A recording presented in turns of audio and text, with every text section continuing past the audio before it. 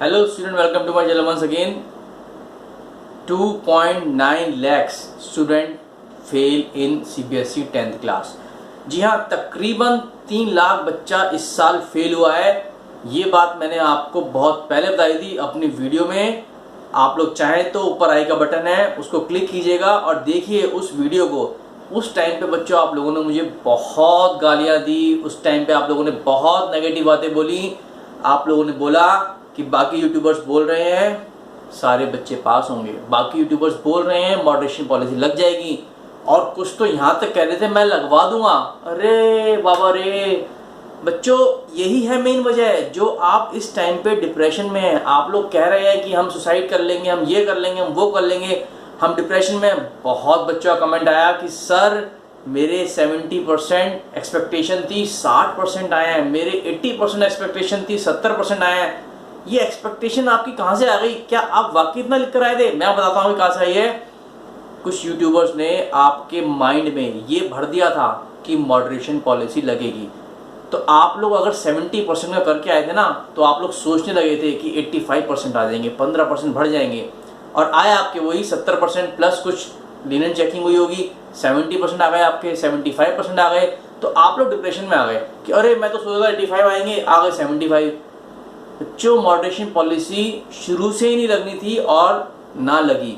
अब मैं पूछता हूं उन यूट्यूबर से कि वो है कहाँ? अरे मॉडरेशन पॉलिसी लगाने वालों कहाँ हो? अरे मॉडरेशन पॉलिसी के पीछे भागने वालों, ट्वीट करने वालों कहाँ हो तुम लोग? अरे सब बच्चों को पास कराने वालों, आखिर अब तुम लोग कहाँ गायब हो गए? अब कोई यूट्यूबर ये क्यों नहीं कह रहा कि मॉडरेशन पॉलिसी लगी है, हिडन मॉडरेशन पॉलिसी लगी है? क्योंकि अब बच्चों की गालियां उनके पास जा रही हैं।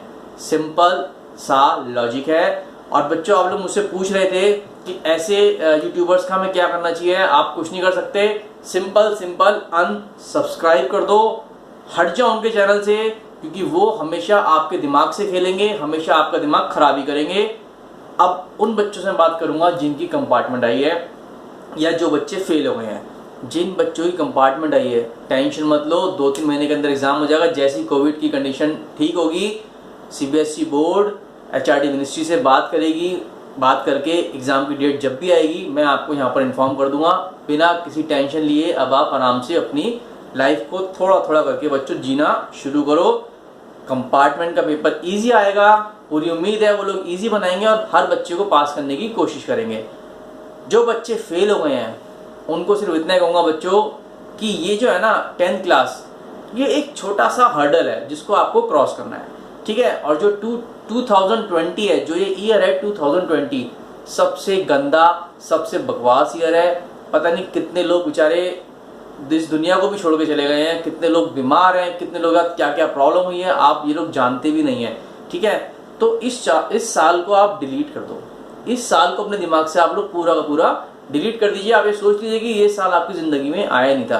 अरे कुछ ही महीने रह गए हैं, अब आ गया मार्च, फटाफट आपका एग्जाम हो जाएगा, कोई टेंशन वाली बात नहीं है। आप आराम से इसको भी क्लियर कर जाएंगे, ठीक है। कुछ बच्चों ने मुझसे ये पूछा है कि सर जो ये एब्रिविएशंस आ रहे हैं लिखे हुए, RT आ रहा है, ठीक है, RL आ रहा है, इनका मतलब क्या है? तो बच्चों मैं आपको इनका मतलब बता रहा हूँ, ध्यान से देख लीजिएगा, मैंने कुछ निकाले हैं इसमें। तो सबसे पहले मैं आपको बता दूं, RW का जो मतलब है बच्चों, इसका मतलब होता है रिजल्ट विद हेल्ड, यानी कि इन लोगों ने रिजल्ट होल्ड कर रखा है। किस वजह से कर रखा है ये अभी नहीं पता है, वो रिजल्ट आपका बहुत जल्दी आ जाएगा, कोई टेंशन वाली बात नहीं है। कोई टेक्निकल प्रॉब्लम होगी, ठीक है। एक आपका लिखा हुआ है बच्चों RL का मतलब होता है रिजल्ट लेट, ये मैं आपको पहले बता चुका हूँ। रिजल्ट लेट क्यों हो रहा है? हो सकता है किसी वजह से आपकी कॉपियां चेक ना हुई हो, या हो सकता है किसी वजह से आपके मार्क्स अभी पूरी तरीके से इन लोगों को मिल ना पाए हो।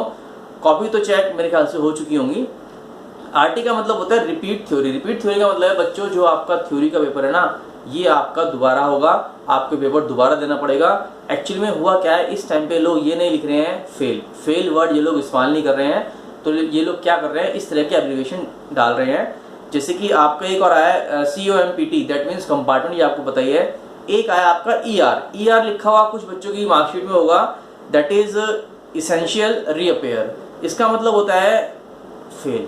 जी हाँ, ये लोग डायरेक्ट नहीं बोलेंगे। इसेंशियल रिपेयर का मतलब होता है कि आपको बच्चों ये एग्ज़ाम दोबारा देना है, ठीक है। You have to do this paper again, और ये आपका दोबारा होगा, दैट इज़ टोटली फेल। अब सबसे बड़ी बात ये है कि जिन बच्चों के 6 सब्जेक्ट्स हैं, ठीक है, और अगर उनकी 1 या 2 में कंपार्टमेंट आई है तो आप एक कंपार्टमेंट में पास करके उसको निकाल सकते हैं। जिन लोगों के 5 सब्जेक्ट हैं, अगर आपकी बच्चों 1 में कंपार्टमेंट आई है तो आप उसको देके क्लियर कर सकते हैं। अगर आपकी 2 में है, दैट मीन्स आपको पूरा दोबारा से रिपीट करना पड़ेगा।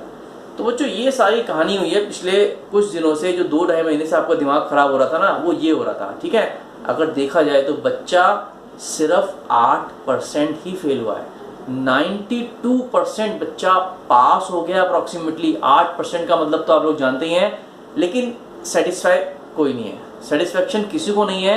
सबका पेपर कुछ ना कुछ, किसी के नंबर कम है, किसी के ज़्यादा, मतलब मज़ा नहीं आया। मुझे खुद सच में मज़ा नहीं आया है।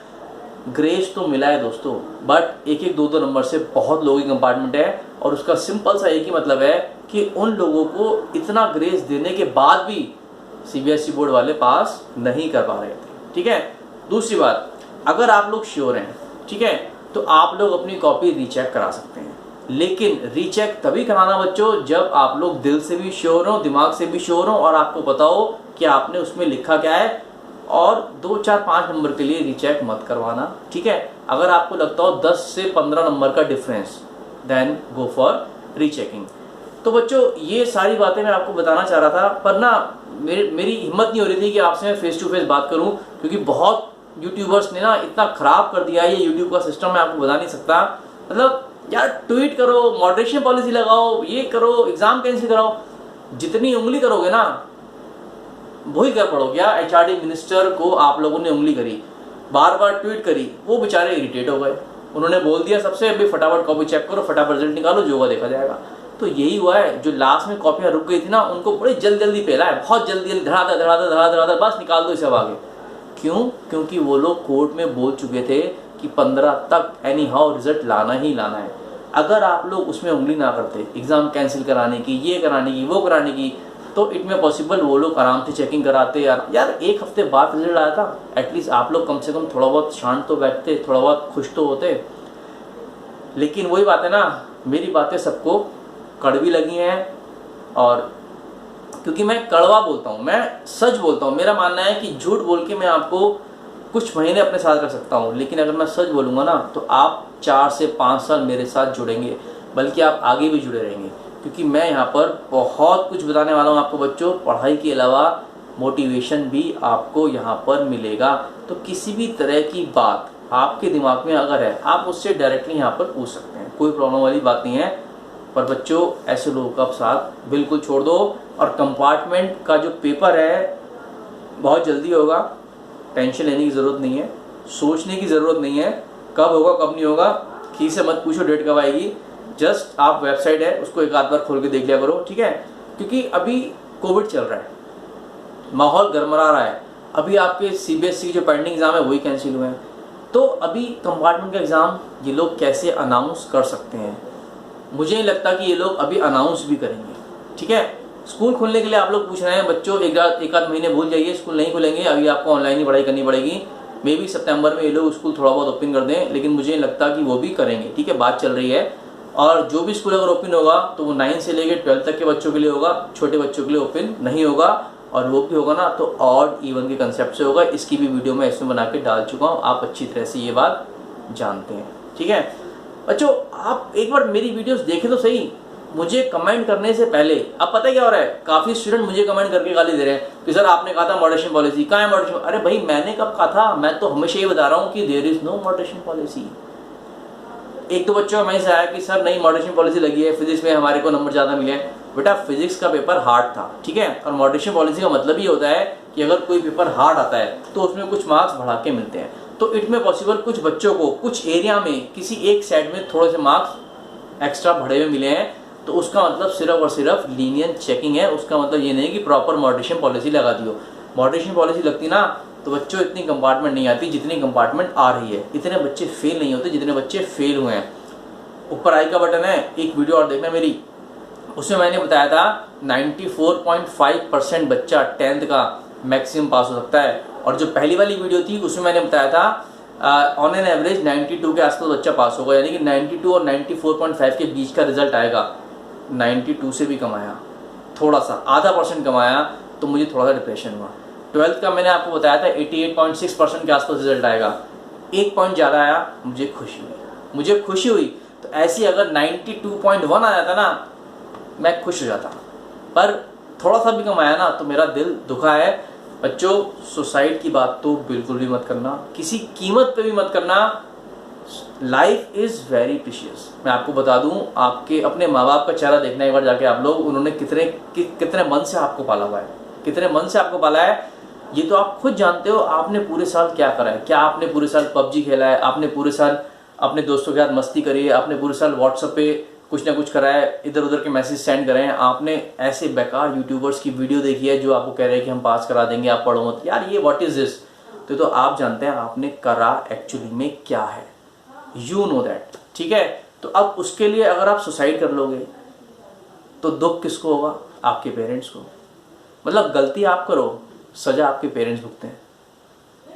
समझ नहीं आती आपको ये बात? 16-17 साल से वो बेचारे आपको पालते आ रहे हैं, आपके ऊपर इतना पैसा लगा दिया, आपके ऊपर इतना प्यार लुटा दिया। मतलब पैसा तो एक छोटी सी बात है, वो तो कुछ भी नहीं है। आप ये देखो ना, एक अटैचमेंट हो जाता है कितना कि मेरा बच्चा है। मतलब आपकी मदर फादर पागल हो जाएंगे अगर आप लोग ऐसी बातें सोचेंगे तो। बल्कि अब तो आप लोग सॉलिड हो जाओ, ठीक है। आप बोलो अपने रिलेटिव्स को, अरे क्या हो गया, कोई बात नहीं, ये तो कोविड के चक्कर में हिसाब किताब खराब हो गया, कुछ ऐसे करके आप कुछ बोल सकते हो। और 6-7 महीने बाद जब भी पेपर हो उसको फोड़ देना, पास करके दिखाना, अपने पेरेंट्स को प्राउड करना, तभी मैं मानूंगा कि हाँ आप इंसान हैं।